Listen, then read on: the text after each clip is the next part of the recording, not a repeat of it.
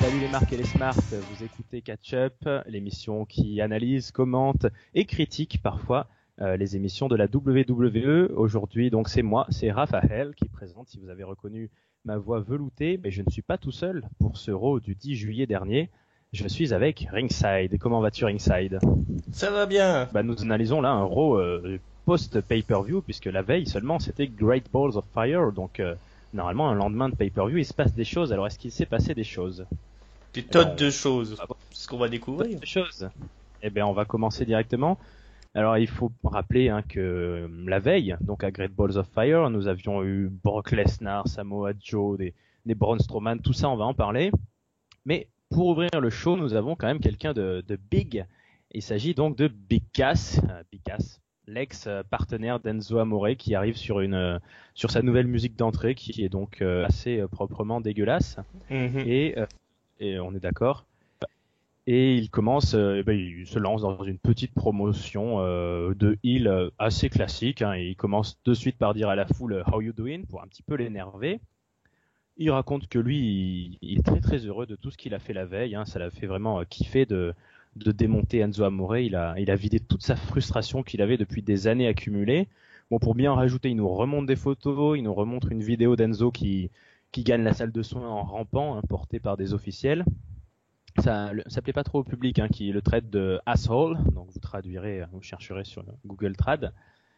Et ensuite, il se lance là au-dessus dans une promo assez classique de heel qui nous promet que lui, bientôt, il sera champion, il sera le meilleur, il sera le plus fort. Il commence à dire que lui, il est le plus grand, parce qu'il fait 7 foot tall. Il est le plus fort, mais personne n'est aussi grand que lui, personne n'est aussi grand que lui. Personne n'a un pseudo qui commence par Big. Gros clin d'œil. Et qui c'est qui débarque là-dessus, Ringside? Biggie?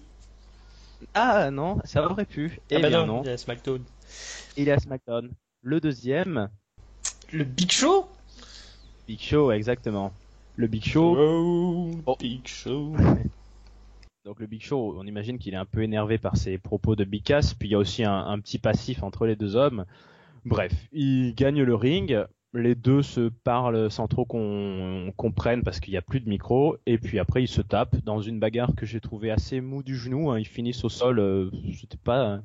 Bref, Big Show reste sur le ring et Big Cass repart, donc qu'as-tu pensé de ce segment d'ouverture qui s'achève sur la musique triomphante du Big Show qui n'aura pas trop transpiré ce soir? Effectivement, il a pas trop, était pas très mobile dans le ring, le Big Show, même s'il a montré un petit peu un jeu différent de ce qu'il nous sort d'habitude, avec des violents coups de genoux là, des coups de poing assez moches, assez méchants. Mais bon, ce qu'il fallait suivre, donc c'est l'arrivée de Big Cass en tant que catcheur solo, mec qui fait des promos en opener de Monday Night Raw. C'est marrant parce que son timbre de voix a changé un petit peu, j'ai trouvé plus chevrotant, moins grave qu'à l'accoutumée. Et du coup, moi j'ai pas trouvé ça terrible en fait. Il est pas très convaincant ce pauvre Big Cass. Plus ça va, plus j'ai vraiment l'impression qu'ils auraient dû plutôt parier sur Enzo Amore. On aurait eu Enzo Amore qui aurait fait le même type de promo pour débuter Raw, ça aurait été beaucoup plus efficace. Là on voit bien qu'il manque de charisme, ce grand Big Cass, il a pour lui que son physique. Pour le reste, et encore c'est pas un physique bien impressionnant, il y a juste sa taille qui joue, mais voilà, ça manque de personnalité. Et puis évidemment il y a des plus gros poissons que lui, puisqu'on voit débarquer le Big Show qui reste encore plus impressionnant malgré son grand âge. Voilà, je suis pas convaincu par Big Cass. Je suis curieux de voir le match, mais j'ai l'impression que ça va être une petite purge quand même. Ouais, moi non plus, je l'ai trouvé pas très très bon, pas très à l'aise. Bon, après, ça reste un rookie, le petit. C'est ça. Il va apprendre. Mais en tout cas, a priori, pour ceux qui espéraient une longue feud fratricide, Enzo Amore nous vend qu'il a été bien tabassé la veille, donc c'est normal qu'il soit pas là. Mais a priori, Big Cass enchaîne directement. Je pense pas qu'on ait de revanche et de belle entre les deux anciens partenaires. Ouais, on va voir dans le futur s'il y a un retour prévu de Enzo, mais C'est plutôt Big Cass qui prend le devant là, donc on va partir là-dessus, mais je suis pas sûr, je suis vraiment pas convaincu que ce soit le bon choix pour la WWE, mais bon, s'ils se bornent à faire ça, c'est là que vraiment je vois pas finalement l'intérêt de les avoir séparés, parce que c'est vraiment moins intéressant de voir Big Cass tout seul. Je suis bien d'accord avec toi, et puis le choix du partenaire, de l'adversaire aussi, parce que Big Show, c'est quand même un mec qui a un certain vécu, donc ok, qui job pour les plus jeunes de temps en temps, mais là, s'il se fait lui battre par Big Cass, il sera plus trop crédible derrière, je trouve. Puis bon, parce que Big Show, enfin, on sait qu'il y a eu toute l'histoire avec Shaquille O'Neal en début d'année, mais il continue visiblement à faire de la salle de sport. Les commentateurs n'arrêtent pas de dire qu'il est dans le shape of his life, donc la meilleure forme de sa vie. Et à quoi ça va lui servir? C'est ça. Il y a un dernier run pour lui, parce que apparemment il va prendre sa retraite l'année prochaine. Si son dernier run c'est contre Big Cass, voilà, ça voudra dire qu'effectivement ils investissent sur Big Cass. Il y a intérêt à avoir un retour derrière, parce que pour l'instant c'est comme on le répète, c'est pas très convaincant, parce que quand même c'est un rookie, mais il a eu quand même de grosses années derrière de NXT, et on voit pas trop l'évolution dans le ring, même si il était à la limite plus convaincant au départ quand il est arrivé à Raw et qu'il avait eu un petit run solo que là maintenant. Donc voilà, à voir.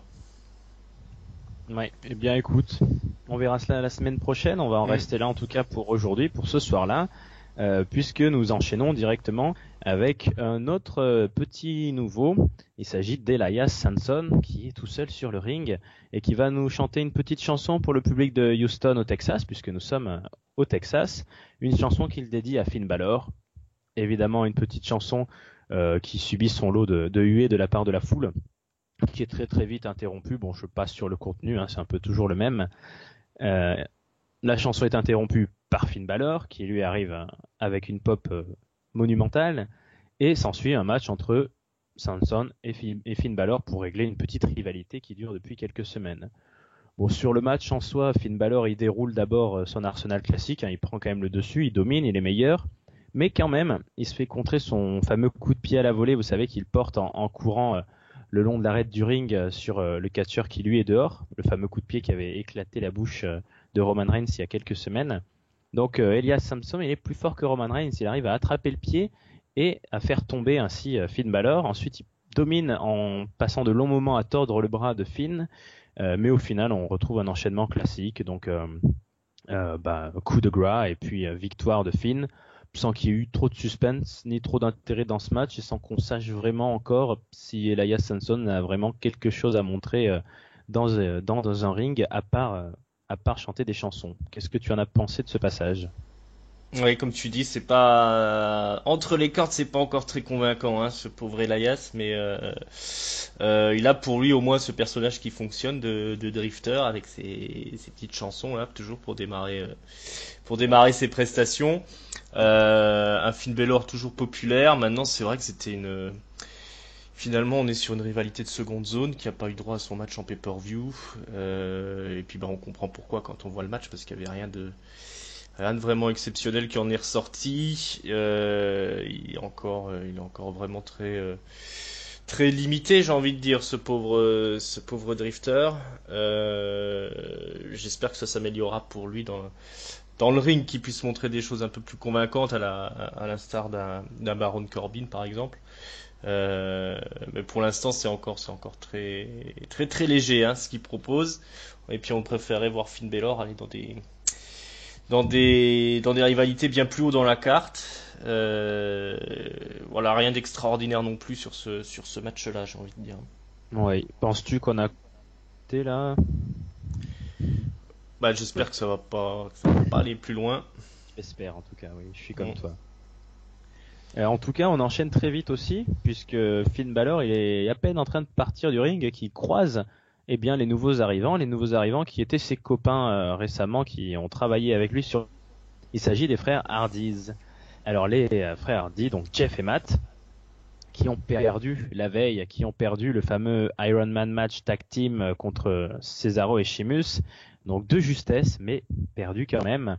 Donc là, ils sont pas du tout sur le ring, ils sont en tenue de combat un peu comme toujours, ils sont vraiment en costard cravate les Hardy, mais ils sont pas là pour catcher, a priori, ils viennent prendre le micro. Ils expliquent un peu que tout le monde aurait tendance à les voir finis. Là, ils n'ont pas réussi à récupérer leur titre. Ils ont perdu, ils ont vraiment grillé leur dernière carte dans cette rivalité. Donc ils savent qu'on se demande un petit peu qu'est-ce qu'il leur reste à faire. Et c'est là que Jeff Hardy nous glisse subtilement que peut-être qu'il serait bon pour eux de fade away et classify themselves as obsolete. Donc pour ceux qui m'écoutent, vous pouvez remarquer mon formidable accent anglais. Et en plus, pour ceux qui connaissent la TNA, c'est texto les paroles de la fameuse chanson Obsolete, qui est celle donc de Broken Matt et de Brother Nero. Donc la foule réagit immédiatement. Matt surenchérit un peu en continuant sur son lyrisme un peu pompeux en disant qu'ils vont rester là, qu'ils vont faire du magic. Alors peut-être qu'on va pas être sur du broken, mais sur du magic. Ils vont peut-être changer le mot. En tout cas, voilà. Ils nous disent qu'ils sont pas finis, qu'ils sont loin d'être finis et qu'ils sont encore là et ils sont là pour rester. Mais ils sont très vite interrompus par Gallows et Anderson qui décidément depuis qu'ils sont là ont vraiment la gimmick de briseurs de fête et de casseurs d'ambiance. Ils viennent se moquer comme ils savent le faire, des rires gras, remarques un peu médiocres, c'est pas très drôle. Et du coup, Matt Hardy leur propose un match immédiatement, bien que, il le souligne, son frère et lui soient un peu cassés du match de la veille, donc un peu broken. Et là aussi, on verra, on sait pas trop si ça nous tease quelque chose ou si ils jouent un peu de leur succès. En tout cas, on a un match, donc les Hardy Boys contre Gallows et Anderson. Un match où d'abord les plus vieux commencent par faire très vite le ménage sur le ring. Ils se font plaisir, ils font quelques coups qui permettent de dégager Gallows et Anderson.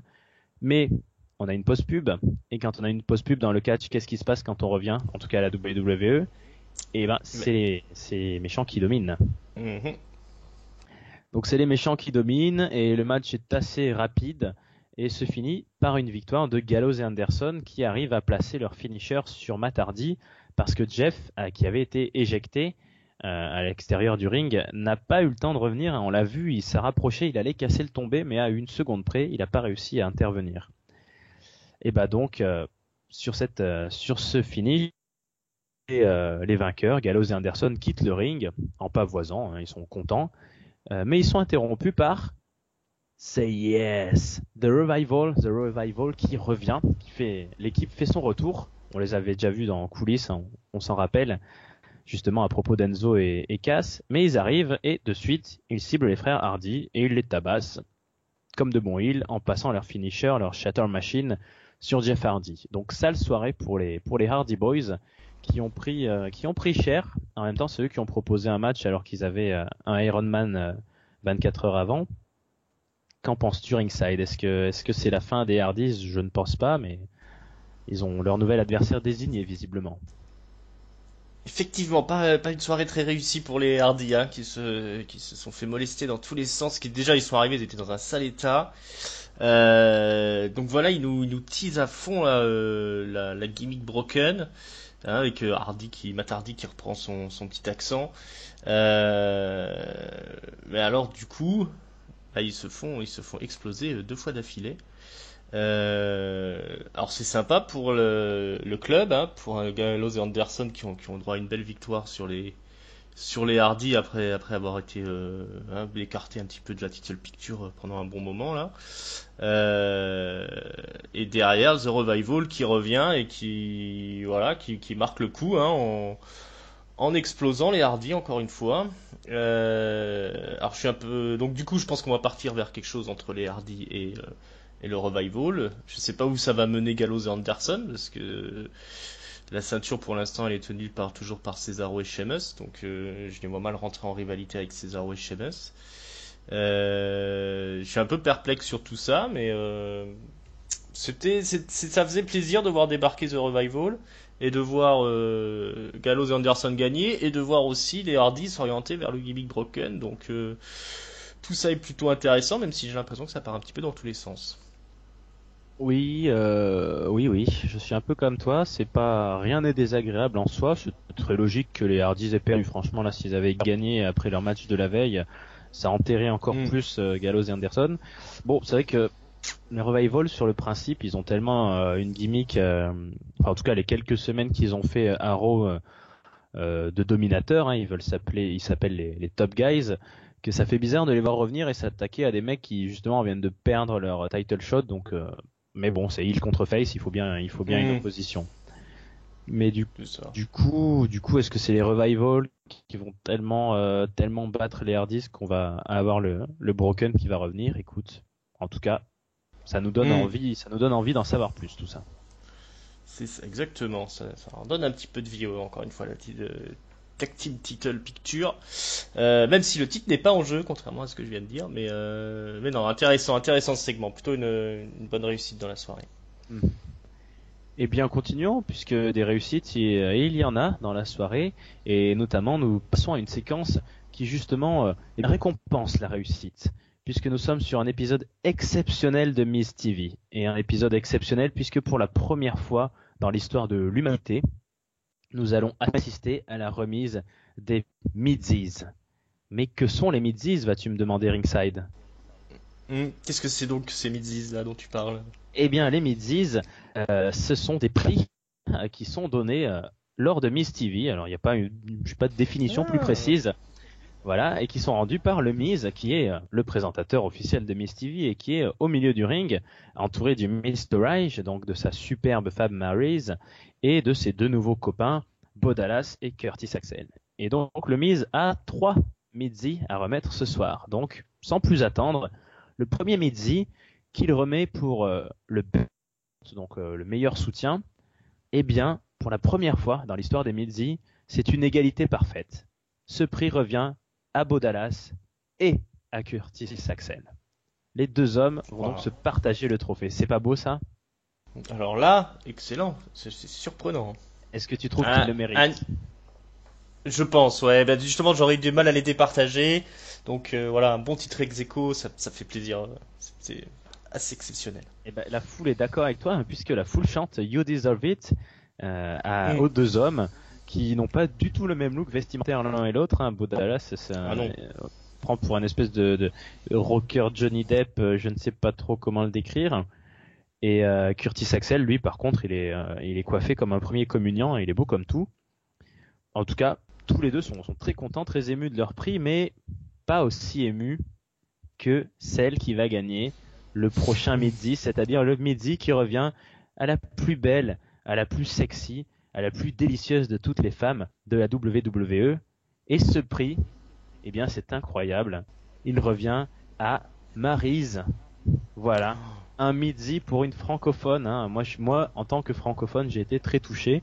Mais Maryse, elle était émue là. Elle s'y attendait vraiment pas du tout. Elle n'avait rien préparé.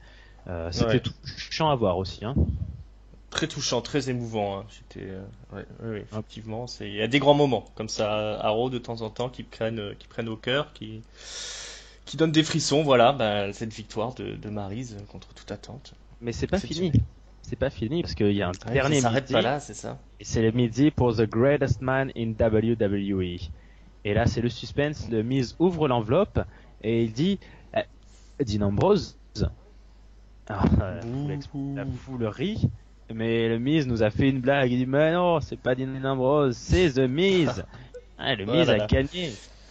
Donc c'est quand même une remise de prix extraordinaire. Je sais pas ce que tu en as pensé. C'est un très beau résultat.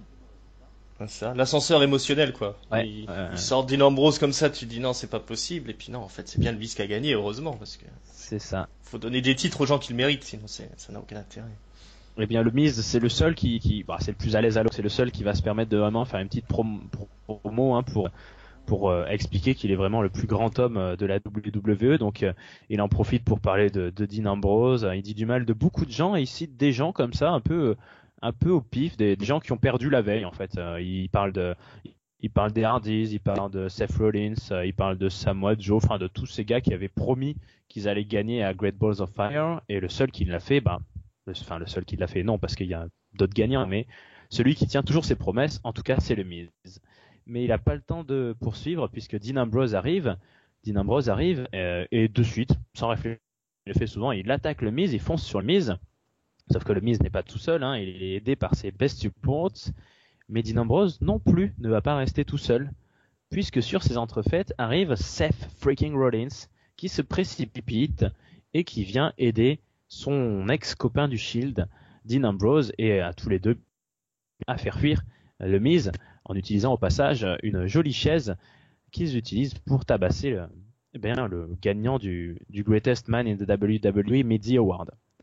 Donc c'est ainsi que se finit ce segment. Hein. Le Midzi a un peu fini en sucette à cause de l'arrivée de Dean Ambrose et de Seth Rollins. Qu'as-tu pensé de tout ce passage ringside?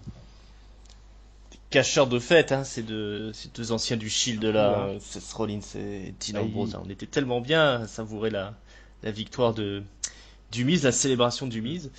Encore une fois, le Miz qui utilise un petit peu ce qu'on entend sur Internet, là, puisque au pay-per-view, il y a que des méchants qui ont gagné quasiment. Donc voilà, il met ça en valeur, hein, en critiquant tous les perdants du pay-per-view, pour faire une petite promo toujours efficace. Bo Dallas m'a bien fait rigoler quand il a fait son petit speech aussi très émouvant. Et Maryse aussi qui était excellente là, jouer la fille qui pleure. Elle est souvent rigolote, hein, Maryse quand même. On oublie souvent de le mentionner. Il n'y a pas que le physique, elle a quand même un talent aussi pour faire des séquences qui font rigoler. Voilà, Dean Ambrose. Alors apparemment c'est pas fini encore avec Dean Ambrose. J'espérais que ça s'arrête, mais non, ça continue encore et encore. Et maintenant on nous rajoute ce bon vieux Seth Rollins dans l'histoire, le plus mauvais face de l'histoire de la WWE. Écoute, je suis curieux de voir la suite. Je suppose qu'on va avoir des matchs Ambrose Rollins d'un côté, Mistourage de l'autre. Je sais pas s'ils vont rajouter encore une personne dans le lot, mais écoute, ça reste toujours intriguant. Le Miz qui fait toujours le job. C'est un peu l'équivalent de Kevin Owens et Chris Jericho à une époque. Enfin, de Chris Jericho, on va dire, puisqu'il a toujours son petit segment, l'équivalent du highlight où il vient faire le show. Et puis il sait comment entretenir une rivalité, même sur une rivalité comme celle qu'on a là contre Ambrose qui dure depuis des mois et des mois, qui était à SmackDown, qui était à Raw. Ça reste quand même intéressant à regarder. Il faut saluer ça, même si souvent la qualité des matchs pay-per-view est peut-être pas au rendez-vous. Mais bon, tout ça, ça reste distrayant. Ça reste distrayant. En tout cas, pour Dean Ambrose, ça n'a pas été si kiffant que ça, puisque en coulisses, hein, dans la foulée, il se retrouve avec Seth Rollins et on sent qu'il a finalement pas tant aimé que ça l'aide de son copain. Hein. Il a vraiment envie de régler ça comme un grand, mais on va en rester là pour le moment parce qu'on y reviendra dans la soirée. Pour le moment, je sens, hein, ringside, que ça t'a plu, ce petit passage émotion, et que toi tu es insensible, donc il est temps de parler des filles, si tu es bien d'accord. J'écoute volontiers. Écoute, volontiers, puisque ce soir, en plus des filles, nous en avons 4. Nous avons Sasha Banks et Bayley en équipe contre Nia Jax et la championne, la délicieuse Alexa Bliss. Donc, je rappelle la veille, hein, ceux qui n'ont pas vu Great Balls of Fire, Alexa Bliss est restée championne parce qu'elle a refusé le combat et elle est partie. Donc Sasha Banks a gagné, mais par décompte à l'extérieur, donc ça ne suffit pas pour prendre le titre. Donc pour décrire le combat de ce soir, c'est exactement l'exemple type d'un match soit de lendemain de pay-per-view, soit de Go Home Show, où on fout tout le monde en tag team et ça n'avance pas à grand-chose. Nia Jax et Alexa Bliss ont longtemps travaillé ensemble pour tabasser Bayley. Tant attendu un hot tag, mais ce hot tag ne viendra jamais, puisque pendant que Sasha Banks et Nia Jax se tapent à l'extérieur du ring, et que Sasha Banks réussit à éviter un spear de Nia Jax qui, elle, finit écrasée contre les barricades, eh bien, tout ce petit monde qui se bat à l'extérieur distrait un peu Alexa Bliss, qui était largement en train de prendre le dessus, et elle encaisse un petit paquet de Bayley qui vole la victoire comme une petite voleuse qu'elle est. Et donc, ce sont les filles qui l'emportent. Les filles sont contentes, c'est bien, tant mieux pour elles. C'est les filles qui ont gagné. C'est les filles qui ont gagné. C'est les gentils qui ont gagné, pardon. C'est les filles qui ont gagné, mais pas les femmes. Il y a une différence, on va dire. Victoire de fillettes. Voilà, victoire girly de Bayley et Sasha Banks, qui sont d'excellentes copines, qui se font des câlins, des bisous. Les autres sont un peu plus vénères, mais bon, au final, est-ce qu'on s'en fout pas un peu de ce résultat? Qu'est-ce que t'en penses? Exactement, c'était sans intérêt, genre de match qu'on a vu un milliard de fois, pas exécuté d'une manière franchement parfaite. Ouais, on est vraiment là dans le petit match vraiment classique vu et revu.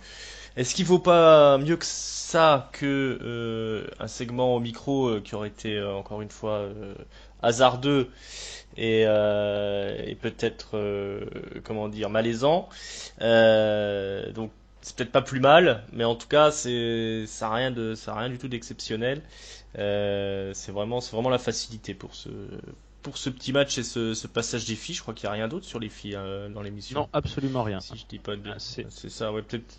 Si, ouais, peut-être Alexa Fox qui fera un coucou, mais c'est plus lié au cruiserweight. Voilà, on voit qu'ils savent pas trop, ils ont pas trop prévu grand chose au niveau des weekly pour les filles, à part sûrement à un moment donné quelque chose un segment autour de Sasha Banks pour un match retour, mais là ils font vraiment le minimum syndical. Ouais. Et puis c'est vrai qu'on tourne toujours sur les 4 mêmes, quoi. Mickey James, on la voit très peu. Emma, elle est pas reblessée, j'espère pour elle. Mais, non. Écoute, c'est moi je bah, il paraît que comment s'appelle-t-elle Dana Brooke a fait un segment dans le kick-off où elle était interviewée là sur le panel avec le panel des spécialistes où elle a été catastrophique. Alors peut-être que pour l'instant elle est un petit peu punie et puis du coup toutes les autres sont punies et puis on reste sur les classiques quoi, hein, les quatre main eventeuses de la division des filles. Écoute, on va passer et tu parlais de malaisant tout à l'heure, on va rester dans les promos un peu malaisantes puisqu'on va poursuivre une rivalité qui n'en finit plus de ne pas commencer, c'est la rivalité entre Goldust et R-Truth. Donc tout démarre ce soir en tout cas par une énième promo dorée de Goldust sur son siège de producteur de cinéma. Et ensuite, R-Truth gagne le ring en chantant What's Up, hein, comme il fait depuis à peu près 15 ans. Et Goldust, lui aussi, arrive parce que enfin, ce soir, on va enfin avoir un vrai match entre les deux pour solder les comptes un peu de cette rivalité qui dure depuis tellement longtemps qu'on se souvient même plus vraiment qui a trahi l'autre et pourquoi. En tout cas, le match a lieu et il est dominé quasiment tout le temps par Goldust, hein, qui prend largement R-Truth. Qui prend largement le dessus sur R-Truth. Enfin, il prend même le temps quand le rappeur est au sol, est un peu KO de le câliner, de se moquer un petit peu de lui, de montrer sa supériorité. Bon, R-Truth réussit quand même à contrer en passant une superbe powerbomb. Il reprend le dessus, mais ça reste lent, hein, ça reste un match de vieux. Et finalement, R-Truth est projeté contre le poteau. Goldust le récupère, lui place son finisher qu'il a beaucoup de mal à placer. Je ne sais plus son nom, mais en tout cas, il a beaucoup de mal à placer le finisher et il arrive à peine à se soulever R-Truth. Et c'est Goldust qui l'emporte. Là aussi, est-ce qu'on clôt la rivalité ? A priori, victoire nette et sans bavure. Qu'en penses-tu ? Qu'est-ce qu'on peut faire de tout ça, ringside ? Qu'est-ce qu'on en pense ? On n'en pense pas grand-chose. On pense que c'était très silencieux dans le public. C'était encore plus silencieux qu'un match des cruisers. Silence complet dans l'arena, ça n'intéressait visiblement personne. Effectivement, comme tu dis, un match de vieux et de vieux mid-carder, donc il y avait pas grand chose à se mettre sous la dent. Pourtant c'est plutôt un bon catcheur, Goldust. R-Truth, il vaut ce qu'il vaut quoi aussi, mais bon le buzz n'est pas là, hein, le hype n'est pas là. Voilà, c'est tout ça pour ça, j'ai envie de dire. Bah, a priori. Alors, je sais pas si on va avoir Goldust dans une autre rivalité avec quelqu'un d'autre, mais il est vieux, hein. Il est vraiment un peu trop vieux et R-Truth, ça fait un moment aussi qu'on a compris qu'il en avait plus rien à foutre. Oui. Donc voilà, c'était vraiment pour remplir le show au final, hein, semaine en semaine. Je pense pas qu'il y ait grand chose qui puisse ressortir de ça. À part un Goldust Finn Balor, si Finn Balor doit se taper tout le roster avant d'avoir le droit d'aller au main event, mais ouais, ça pourrait, hein, ça pourrait être un truc sympa. Visuellement, le démon contre le, je sais même pas comment on appelle Goldust, contre le gros doré là, ça pourrait faire des paillettes. Après sur le ring, je suis pas sûr. Mais ouais, puis je pense pas que Finn Balor il va avoir besoin de sortir le démon pour mettre une fessée à Goldust. Non, mais ouais, donc je pense que c'est fini pour cette rivalité, j'espère. Je pense que Goldust, ils devraient envisager d'en faire plutôt un manager, hein, ça aurait pu être un de ses personnages aussi. Bon, enfin bon. Ouais. Oui, il a pas un très bon traitement pour ses blessures. Enfin, je sais pas, ça lui donne du temps d'antenne, c'est quand même un push quand même, mais ça va nulle part. Fallait faire ça il y a 10 ans, hein. Puis maintenant c'est trop tard, c'est bien trop tard. Mais ma foi, je sais pas jusqu'où ils vont aller avec ce pauvre Goldust. Pourquoi pas main event et main event sinon. Oh, waouh, c'est pas mal. Ça serait pas mal pour lui, hein, comme ça on le verrait plus. Mais bon, ma foi, il faut bien une fin de carrière, donc oui. on verra bien. Écoute, nous allons rester là pour ce segment. Il nous reste beaucoup de choses puisque ça fait depuis le début du show, j'en ai pas parlé, mais depuis le début du show qu'on a des petits segments qui nous promettent qu'on va avoir un petit bilan sur ce qui arrive à Braun Strowman, hein, puisque Braun Strowman la veille, je pense que vous l'avez tous vu et que vous avez tous été horriblement choqués, a été écrabouillé dans une ambulance par un Roman Reigns qui a fait la marche arrière la plus violente de l'histoire du catch. Et depuis, personne ne sait comment va Braun Strowman. Donc on nous promet un point sur sa santé. Et c'est Kurt Angle lui-même qui vient nous en parler. Kurt Angle, toujours aussi populaire, la foule l'adore et adore visiblement lui chanter son fameux You Suck, mais amical, bien sûr, je précise. Sauf que le truc, c'est que Kurt Angle, il n'a pas vraiment d'infos à nous dire, puisque tout ce qu'il nous dit, c'est que Braun Strowman a refusé les soins, il est parti de lui-même, on ne sait pas s'il revient, on ne sait pas quand est-ce qu'il revient, en gros, on n'en sait rien. Donc, pour Braun Strowman, on passe, mais on n'en reste pas là. Kurt Angle nous introduit directement le champion universel, qui est toujours champion universel et qui est là ce soir à Raw. C'est assez rare pour le souligner, c'est Brock Lesnar. Brock Lesnar arrive avec Paul Heyman. Ils sont visiblement contents de leur résultat de la veille. Or, Kurt Angle propose d'en profiter pour révéler qui, d'après lui, est le nouveau number one contender, qui va au prochain pay-per-view affronter Brock Lesnar. Enfin, au prochain pay-per-view, peut-être que je m'avance un peu, au prochain ou dans 3 mois. En tout cas, quand Lesnar voudra se battre. Mais Paul Heyman, non, il veut pas. Il s'en fout, il dit que a priori il est pas trop fan de ces révélations au milieu du ring, que ce genre de choses ça devrait être annoncé en coulisses, que tout le monde n'a pas besoin de savoir. Bref, Paul Heyman et Brock Lesnar veulent partir sans même savoir leur prochain adversaire. Mais ils n'ont pas le temps de partir parce que Roman Reigns arrive, le Big Dog arrive. Bon, mais alors le Big Dog arrive, c'est lui le prochain number one contender? Ben pas vraiment d'après Kurt Angle qui est furieux, qui dit à Roman Reigns, dis donc t'es quand même vachement gonflé de venir te pointer là comme ça, tout brillant, tout pimpant après ce que t'as fait la veille. Assassin. Ouais, et pas sympa quand même. Hein. Et Roman Reigns, on sent qu'il a passé les dernières heures à travailler sa défense parce qu'il s'en sort plutôt pas mal. Hein. Et il dit non mais attendez, je suis avec Brock Lesnar, je suis avec Kurt Angle. Je suis avec le papa de l'Extreme lui-même, Paul Heyman. Vous êtes les piliers, vous êtes des grandes légendes de l'Attitude Era, et vous venez me reprocher une petite marche arrière ligne droite comme ça dans un parking de rien du tout. Vous êtes quand même vachement gonflés les mecs. Vous êtes devenus de vieux réacs, pire que des 68 ards attardés. Kurt Angle il lui dit ouais non mais hier c'était hier et maintenant c'est maintenant. Bon, voilà, une défense comme une autre. Roman Reigns, lui, il veut son title shot. Et Lesnar prend le micro. On l'entend assez peu parler, Lesnar. Il prend le micro, ce coup-ci, pour dire que Roman Reigns ne mérite pas du tout son title shot et il doit vraiment l'insulter très fort parce qu'il est carrément censuré par le script. Hein, mais a priori, c'est vilain ce qu'il a dit puisque tout le monde a l'air choqué dans la foule. Est-ce que tu sais ce qu'il a dit, toi, ringside? Ouais, il a dû lui dire d'aller se faire enculer, un truc comme ça. Hein. Ouais, j'ai pas cherché. Je pense un bon fuck ou une bonne saloperie dans le genre. Ah, ça suffit de nos jours à se faire exclure de certains sites de catch ou de se faire censurer à la télé. Vrai. En tout cas, Paul Heyman, lui, il avait l'air plutôt chaud à l'idée d'avoir un Roman Reigns contre Brock Lesnar, mais Brock, il veut pas. Là-dessus, Samoa Joe arrive. Lui aussi, il est pas content, il vient gueuler. Tout ce qu'il vient de dire, c'est que Lesnar, il l'a pas battu la veille. Il s'est juste échappé de lui. Donc, il a réussi à éviter la défaite. Bon, en gagnant, certes, mais il n'a pas vraiment réussi à le battre. Donc, tous ces gens-là se disputent un peu. Et Paul Heyman, c'est intéressant à noter quand même, il prend fait et cause pour Roman Reigns. Il dit non, mais le beau Samoan, là, le beau gosse, celui qui a envoyé l'Undertaker à la retraite, lui, il vaut le coup.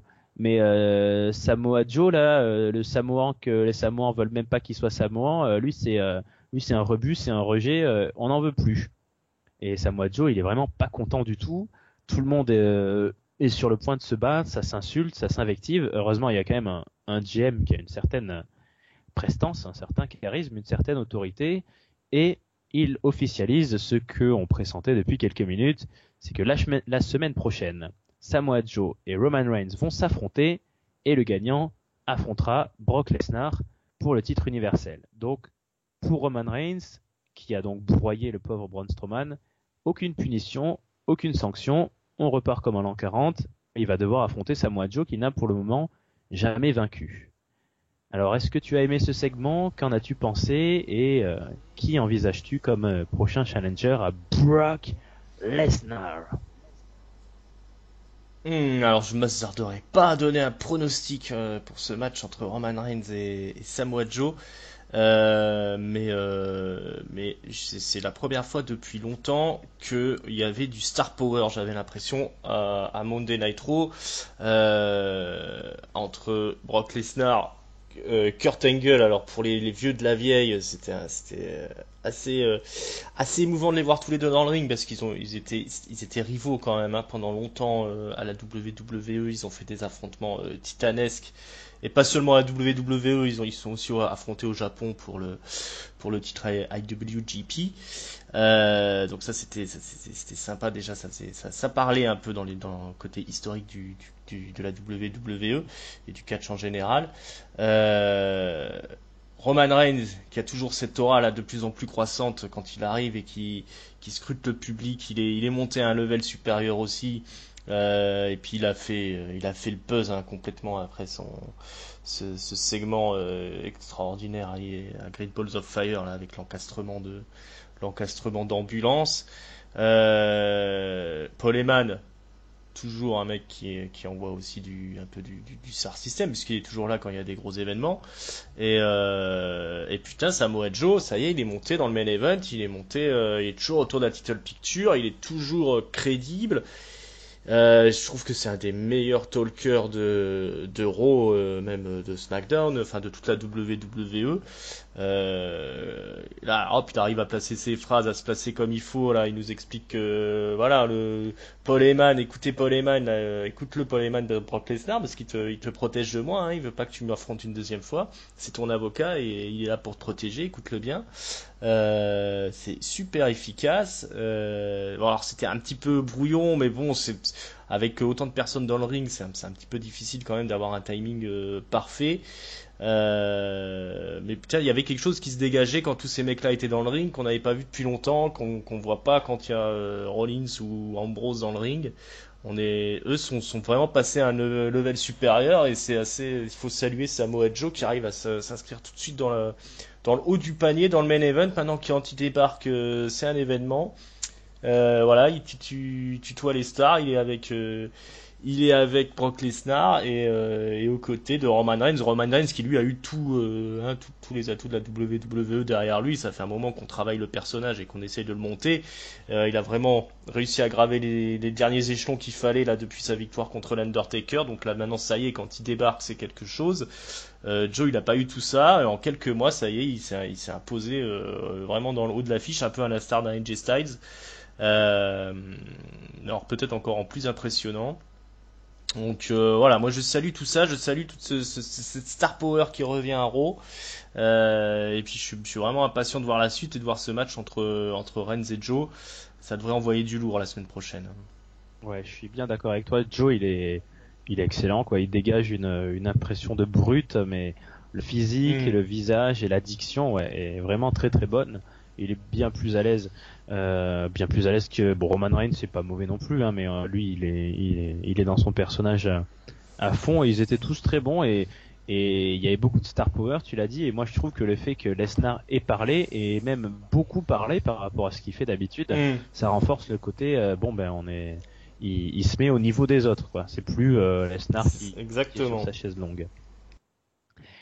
C'est ça, tout ça, ils travaillent les uns avec les autres et voilà, ça commence à ressembler à ce qui nous faisait arriver dans le temps avec vraiment des grosses stars là. Donc non, vraiment très très bien. Ouais, eh bien écoute, pour Kurt Angle, pourtant la soirée n'est pas finie, puisque le manager a regagné les coulisses, mais il est très vite rejoint par Corey Graves, qui a reçu un nouveau texto. On reprend cette histoire qui avait été un peu abandonnée ces 2 dernières semaines, cette histoire mystérieuse des textos, et Kurt Angle, il a l'air apeuré, il est très très inquiet, il dit que si ça se sait, c'est peut-être sa carrière, c'est peut-être sa famille, et il nous le dit enfin qu'on va savoir la semaine prochaine, que la semaine prochaine, tout cela va devenir public, mais il a peur en même temps que cela devienne public, que ça soit ses adieux, ses au revoir. Alors Corey Graves est très rassurant, très presque paternel, hein. Il dit non mais tout le monde t'aime bien, tout le monde va être compréhensif, etc. En tout cas, on repart sur cette histoire et on devrait bientôt en avoir la clé. On y reviendra un petit peu plus tard, donc on passe, si ça te dérange pas, un ringside. On continue. Oui, on en reparlera à la fin. Et bien, figurez-vous que les petits malins de la technique se sont précipités et ont eu le temps de mettre de la couleur violette sur les cordes. Et nous passons au petit segment Cruiserweight avec un match tag team. D'un côté, Tozawa accompagné de Titus O'Neil et il fait équipe avec Cedric Alexander. Et en face, donc, on a Neville, le roi Neville, avec Noam Dar qui lui est accompagné d'Alicia Fox. Alors pour ce match, eh bien un tag team, encore un tag team. On a beaucoup de tag team chez les Cruiserweight chaque semaine. Noam Dar, il est toujours un petit peu dérangé par sa meuf qui lui parle alors qu'il combat. C'est toujours dangereux d'écouter sa meuf pendant qu'on fait un match de catch. Du coup d'entrée, il prend un bon coup de coude bien violent dans la nuque, dans la tête. Et ensuite, il est travaillé par Cedric Alexander puis par Tozawa, qui font vraiment du très bon travail ensemble. Tozawa ensuite se retrouve face à Neville, il le surpasse carrément, il le surclasse même, et Neville est un peu étouffé par la vitesse, par la force, par la puissance de Tozawa. Alexander, lui, il virevolte, il est aussi très très aérien et excellent, et il s'occupe gentiment de finir Noam Dar à l'extérieur du ring, pendant que Tozawa fait tomber Neville à cheval sur les cordes, et donc Neville se retrouve les parties sensibles écrasées sur la 3e corde, une véritable revanche par rapport à ce qui s'est passé la veille à Tozawa. Alors c'est le karma. Voilà. Alors c'est le karma. Alors le petit problème d'exécution, j'ai trouvé, c'est qu'ensuite Neville reste pendant 3 heures là assis sur les cordes à grimacer de douleur, pendant que Cedric Alexander et Tozawa font des petits trucs avec Noam Dar et pour finalement que Tozawa réussisse à placer un Senton Bomb sur un Neville qu'il a fini par faire tomber sur le ring. Donc Tozawa réussit à porter un pin sur le champion, et c'est donc les gentils qui l'emportent. Alors c'était un petit clin d'œil de la veille, mais Tozawa reste dans la course. Qu'en as-tu pensé ? Pas grand-chose. Ça y est, j'en ai ras-le-bol des cruisers. Oh. C'est fini pour moi. Il m'insupporte désormais. Voilà, la revanche de la veille, c'est un peu ridicule. Victoire de Tozawa, on dirait le fils de Titus O'Neil en fait quand il arrive au ring, avec la différence de gabarit, je trouve. Oui. Et puis il agit comme un enfant.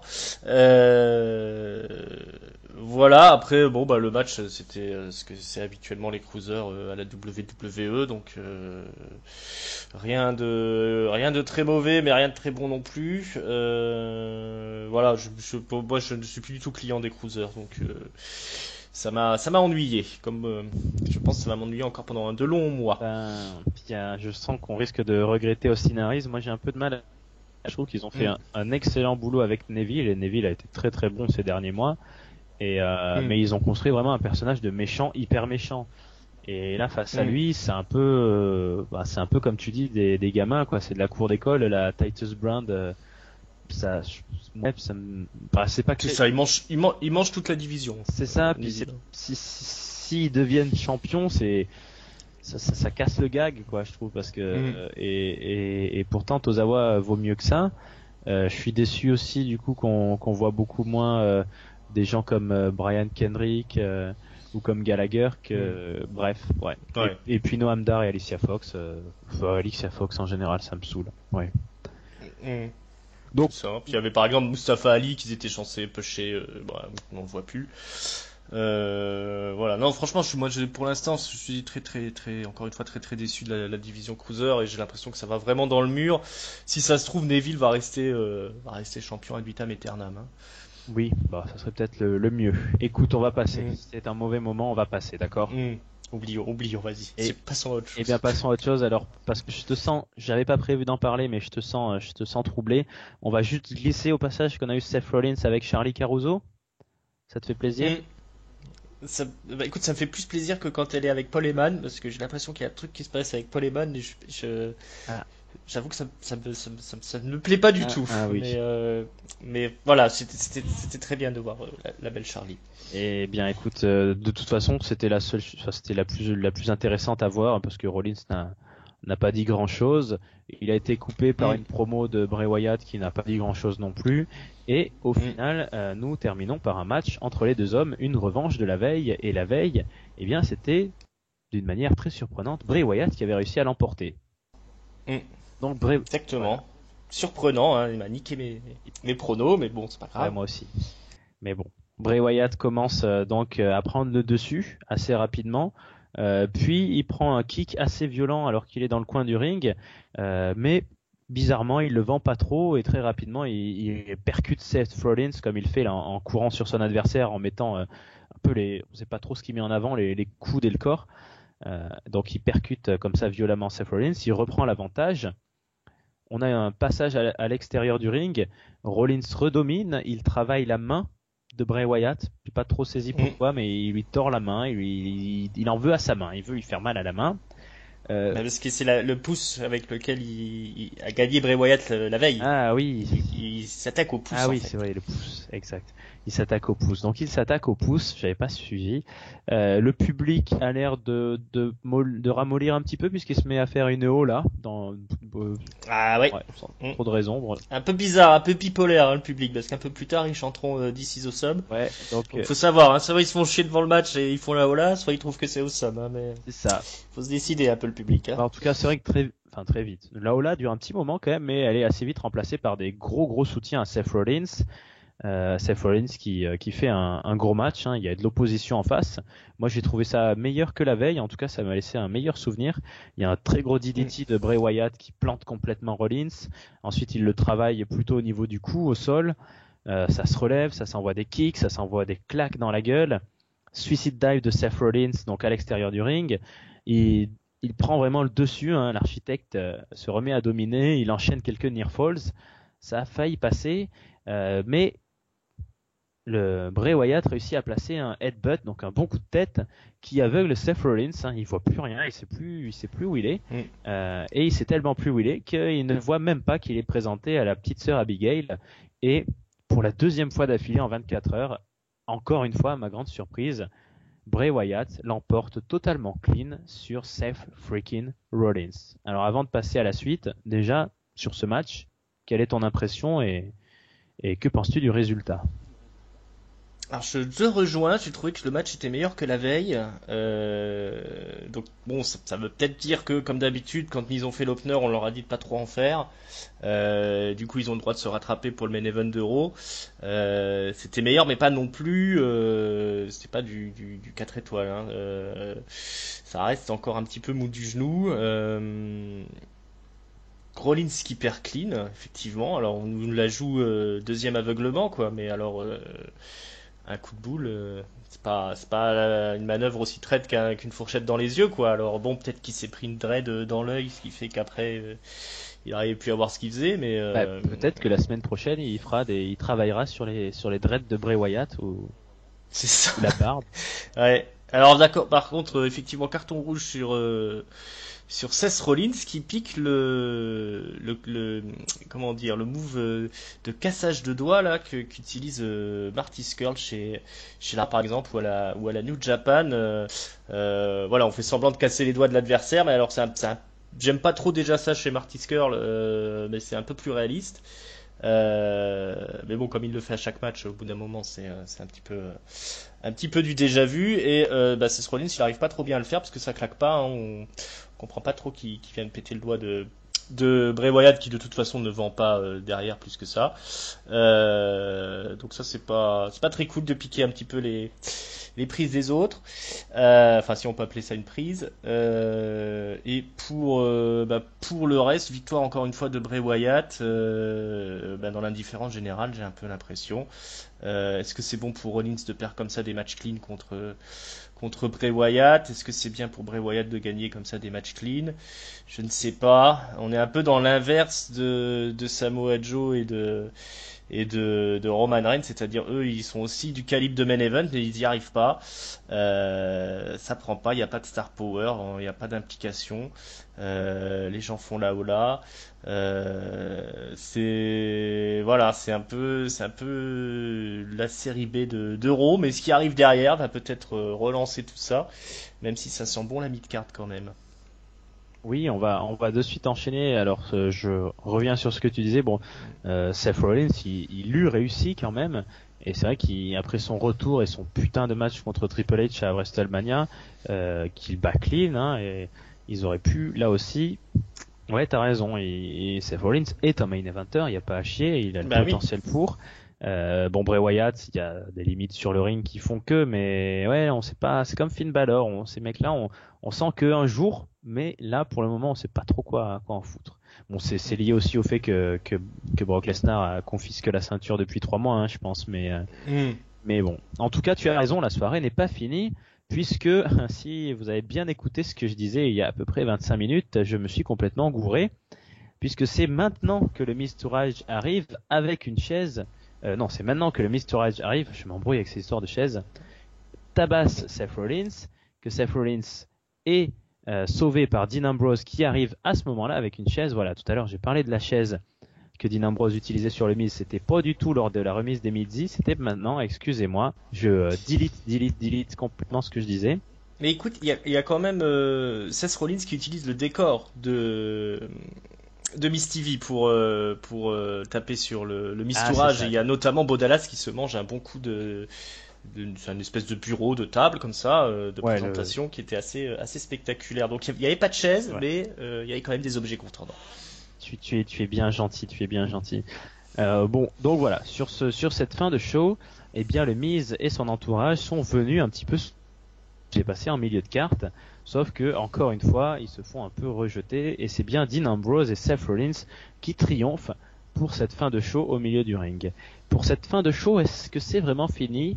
Eh bien non, puisque alors que le public de Houston, Texas applaudit donc les anciens du Shield, en coulisses, Kurt Angle, qui visiblement ne regarde pas les main events de show, hein, est au téléphone. Il est au téléphone avec quelqu'un de très important, puisqu'a priori, il est au téléphone avec quelqu'un qui est vraiment la clé de l'énigme de ces dernières semaines. Et il dit à cette personne, il lui dit de venir la semaine prochaine. Il lui dit de venir à Raw. Il lui dit qu'il n'y aura pas de problème, que ça va être révélé, mais que lui, Kurt Angle, il assume tout, il est fier même. Il est très fier. Il est très fier de cette personne. Et il raccroche même en lui disant I love you. Donc, alors on va peut-être d'abord revenir sur le segment Mistourage d'abord, qui semble nous promettre que qu'est-ce que ça pourrait bien nous promettre, que Dean Ambrose et Seth Rollins vont affronter les équipes du Miz, mais alors lequel des deux va s'y coller pour la ceinture intercontinentale? Est-ce que aucun des deux? Qu'est-ce que t'en penses? Ouais, on va peut-être mettre le gain de la ceinture en stand-by pour avoir une rivalité entre les deux anciens du Shield et le Mistourage. Je suis assez impatient de voir des matchs avec Bo Dallas et Curtis Axel contre Dean Ambrose et Seth Rollins. Je pense que ça peut donner des trucs intéressants. Voilà, on voit où ils vont, Seth Rollins et Dean Ambrose. Dean Ambrose, il reste dans son programme avec le Miz, et Seth Rollins, il vient aussi. Voilà, on va aller dans le haut de la mid-card pour eux pendant un moment. Les cartes sont rebattues, mais pourtant ça reste un petit peu pareil pour Dean Ambrose. C'est relativement intéressant, mais on aurait peut-être préféré de voir quelque chose de radicalement différent pour le Miz. Il va falloir tout le talent du Miz encore une fois pour garder de l'intérêt sur tout ça, je pense. Moi, j'aurais beaucoup signé pour une vraie feud entre le Miz et Seth Rollins. Mhm. Mais là, bon, moi je vais laisser le bénéfice du doute. Hein. Le Miz fait toujours de l'or, de toute façon, c'est toujours très cool. Donc avec le Miz to Ride, il y a moyen effectivement que ça soit bien rigolo. Il y a moyen, c'est vrai qu'il garde la ceinture intercontinentale quelques mois sans que personne ne vienne trop la lui réclamer, mais en même temps, autant Dean Ambrose, il a cette gimmick de fou furieux qui peut lui faire perdre des matchs mais qui pourrait gagner facilement. Autant arriver à faire perdre de manière crédible Seth Rollins contre le Miz, c'est difficile. Donc c'est sûr qu'en 1 contre 1, il y aurait pas eu photo quoi. La ceinture serait directement passée dans les mains de l'architecte. Mhm. Donc Ouais, on verra. est-ce qu'il serait pas bien avec la ceinture intercontinentale, Seth Rollins, tiens, après avoir enchaîné les défaites comme ça, récupérer le titre, ça pourrait être une bonne façon de se relancer aussi. À voir. Oui, oui, il serait bien, mais c'est vrai que j'aime bien que le Miz ait la ceinture quand même. C'est réservé aux mises. C'est ça. Et alors, qu'as-tu pensé de ce final? À qui Kurt Angle téléphonait-il? Déjà, est-ce qu'il te téléphonait à toi? Non, c'est pas moi. C'est pas Ah, c'est pas moi. toi. Il m'a appelé plus tard pour autre chose, parce comme il va déménager, il a besoin d'un coup de main, donc il voulait savoir si j'étais libre ce week-end. D'accord. Évidemment, hein, c'est toujours pour ça qu'ils appellent. Mais alors quel suspense. Ça fait des semaines qu'on nous travaille avec ça. Il y a des rumeurs folles hein, qui courent sur Internet. La plus grosse, ce serait Dixie Carter, hein, l'ancienne patronne de la TNA, qui viendrait à Monday Night Raw la semaine prochaine avec une romance entre Kurt Angle et Dixie Carter. J'avais pas vu Euh, ça.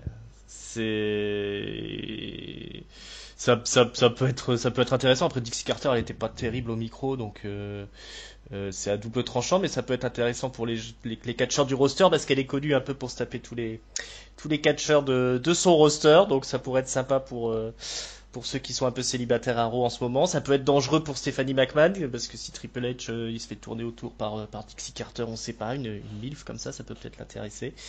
Euh, Je ne sais même pas quelle tête a Dixie Carter. Il tu faudrait que sais je pas? regarde. Ah, bah, écoute, tu googleras. Oui. Ma foi, c'est de la MILF, hein, comme on dit. Voilà, Bof. voilà, c'est exactement, oui, non, bah écoute, on Oui, parle de catch hein, aussi, on est oui, c'est vrai. c'est pas la Ouais, revue bon, littéraire hein, non. de Saint-Germain-des-Prés. Donc, bah écoute, on reste encore dans le mystère, hein, on attend d'être à la semaine prochaine. Euh, je sais pas, alors je sais pas qu'est-ce que ça, t'avais Et, d'autres suppositions, d'autres. je sais pas. Et si c'était une fille Trump? Ah, une fine Trump, ça, ce serait marrant aussi. Ou la femme de Trump? Ah, Ou tant la qu'à femme faire. de Trump, tiens, tant qu'à faire, exactement. Ou Trump lui-même. Tiens. Ouf. Oui. Dans une ouverture d'esprit Mm. totale. Ouais.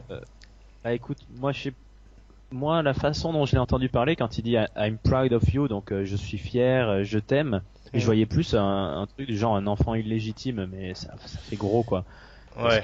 parce que ça c'est vérifiable dans la vraie vie, alors qu'une romance, bon, tu peux te dire, je sais pas, j'ai pas regardé si Kurt Angle était marié ou quoi que ce soit dans la vraie vie, mais Ouais, je sais pas bah où il en est. Lui, il y a eu des divorces, il a eu une période de vie assez difficile, donc je sais pas s'il est pas célibataire en ce moment. écoute, Toujours à regarder la bouteille en coin, tu vois, c'est qu'est-ce que je fais ce soir? Est-ce que je me la colle ou est-ce que je vais craquer ou pas? Mais excellent Kurt Angle quand même tout au long de la soirée. oui. Euh, Ce fil rouge là, j'aime bien sa manière de jouer. Là, il était toujours dans le ton, il était toujours efficace. Et puis voilà, bah, on est intrigué, on veut savoir, on reviendra la semaine prochaine pour savoir ce qui se passe, hein, tout simplement. Eh bien, avant de revenir la semaine prochaine, de se projeter dans le futur, il est temps de faire le point sur ce Raw du 10 juillet, donc le lendemain de Great Balls of Fire. Qu'en as-tu pensé, Ringside? À toi de nous donner ton top, ton flop et ta note. Je t'écoute.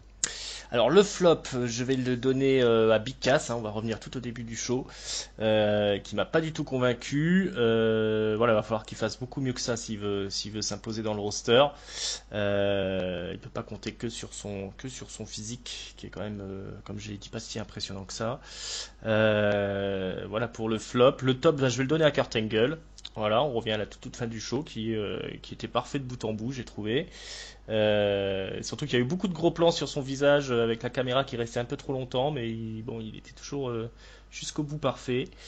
Et pour la note, alors ça va pas être une note trop haute parce que j'ai pas trouvé ça très passionnant. On va mettre un 2,75. Il n'y avait pas de moment exécrable hormis un peu ce qu'ils ont fait chez les filles et les cruisers, mais bon, j'ai pas été transcendé. Il y a eu un vraiment bon moment avec avec Brock Lesnar et compagnie. Ça se termine sur une jolie touche avec ce mystère autour de Kurt Angle, mais bon, le main event c'était du déjà vu.